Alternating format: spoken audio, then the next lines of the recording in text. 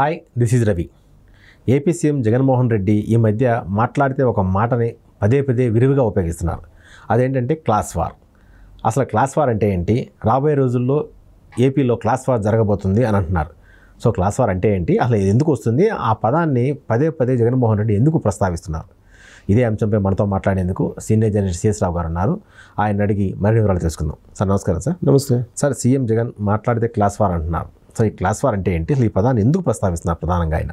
ఇప్పుడు class war జరగడానికి అవకాశాలే లేవు అనేది రాజకీయ వ్యూహకర్తగా ఉన్నటువంటి ప్రశాంత్ కిషోర్ ఈ మధ్యకాలంలో ప్రస్తావించినటువంటి అంశం.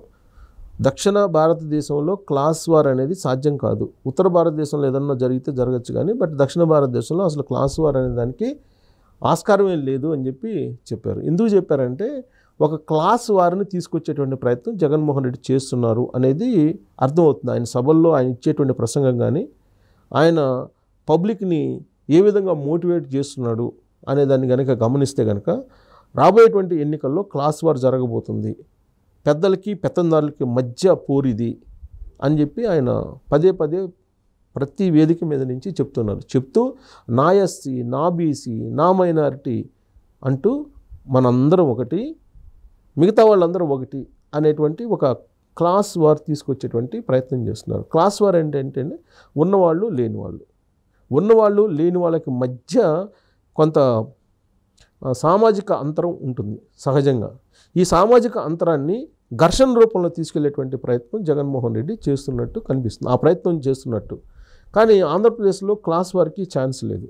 దానికి కారణం ఏంటంటే, గాంధీ మహాత్ముడు అహింస గురించి చెప్తే వింటారు.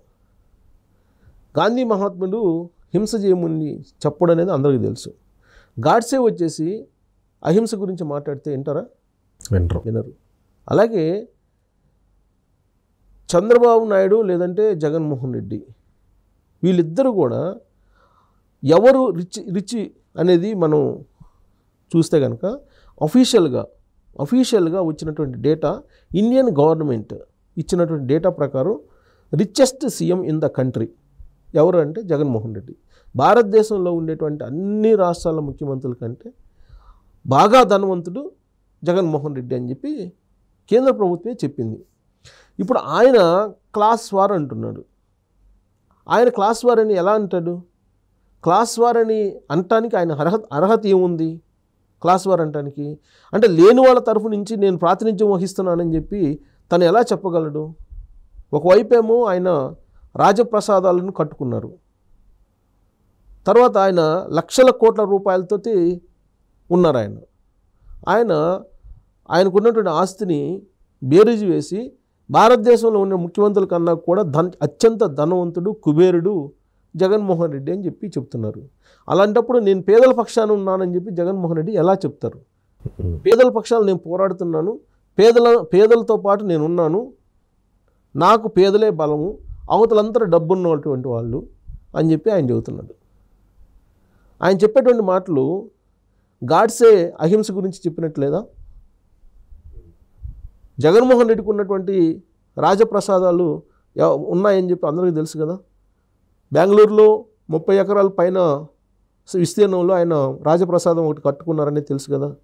తాడేపల్లిలో ఆయన కట్టుకున్నటువంటి విలాసవంతమైన హౌస్ గురించి అందరికీ తెలుసు కదా. తర్వాత విశాఖపట్నంలో 500 కోట్లు పెట్టి ప్రజాధనంతో విలాసవంతమైనటువంటి ఒక భవనాన్ని కట్టించుకున్నాడు కదా.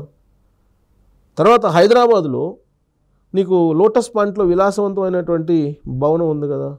అంటే ఎక్కడికి పోతే అక్కడ విలాసవంతమైనటువంటి భవనాలను నిర్మించుకొని, తర్వాత కార్పొరేట్ సెక్టార్లో ఆయన బిజినెస్లను డెవలప్ చేసుకొని కొన్ని లక్షల కోట్ల రూపాయలను ఆయన సంపాదించినటువంటి ఆయన, అది కూడా స్పాన్ ఆఫ్ 20 ఇయర్స్లోనే.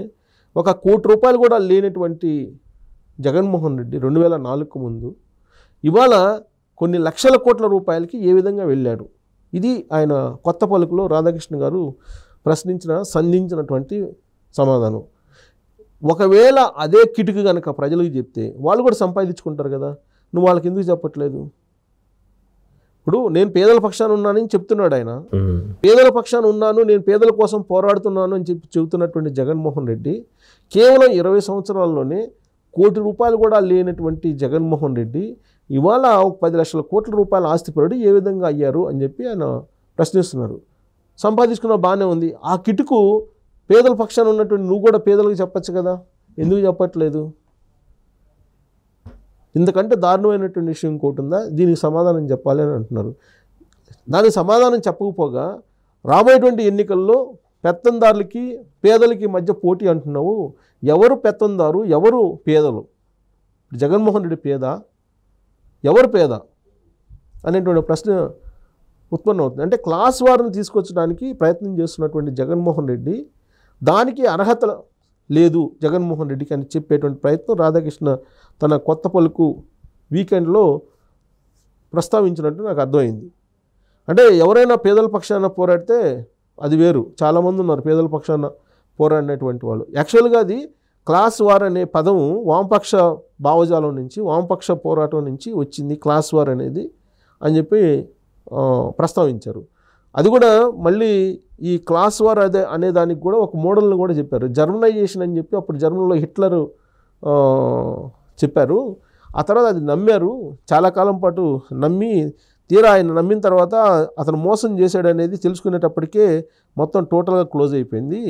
అలానే ఇప్పుడు క్లాస్ వార్ అని చెబుతున్నటువంటి జగన్మోహన్ రెడ్డి అసలు ఆయనకి ఎన్ని కోట్లు ఉన్నాయి అది చెప్పాలి కదా ఫస్ట్ అని చెప్పి చెబుతున్నాడు. అంటే సమాజంలో ఒక అన్రెస్ట్ని తీసుకొచ్చి రావడానికి జగన్మోహన్ రెడ్డి ప్రయత్నం చేస్తున్నాడు.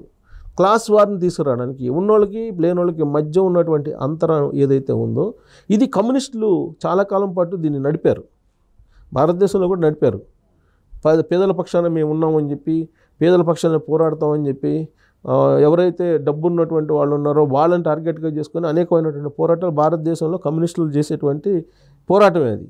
దాంట్లో ఇతను ఇమిడిపోవాలని చెప్పి చూస్తున్నాడు. అక్కడ ఇమిడిపోవడానికి ఇతనికి అర్హత లేదు అని చెప్పి అంటున్నాడు రాధాకృష్ణ తన ఆర్టికల్లో. కారణం ఏంటంటే ఇతను కళ్ళెదురు కనిపిస్తున్నాయి, కళ్ళెదురు కనిపిస్తున్నటువంటి ఆస్తులే కొన్ని కోట్ల రూపాయలు ఉన్నప్పుడు నువ్వు పేదల పక్షాన పోరాడుతాను, నేను పేదలకు నేను ప్రతినిధిని అని ఎలా చెప్పుకోగలవు అని చెప్పి ప్రశ్నిస్తూ ఉన్నారు. సో ఆంధ్రప్రదేశ్లో కానీ దక్షిణ భారతదేశంలో కానీ క్లాస్ వార్ అనేది సాధ్యం కాదు, అది సాధ్యమయ్యేటువంటి పని కాదు. ఎందుకంటే క్లాస్ వార్ అని చెప్తూనే వైఎస్ఆర్ కాంగ్రెస్ పార్టీ అభ్యర్థులను ప్రకటించినటువంటి వాళ్ళల్లో కొన్ని కోట్ల రూపాయలు ఉన్నటువంటి వాళ్ళు ఉన్నారు.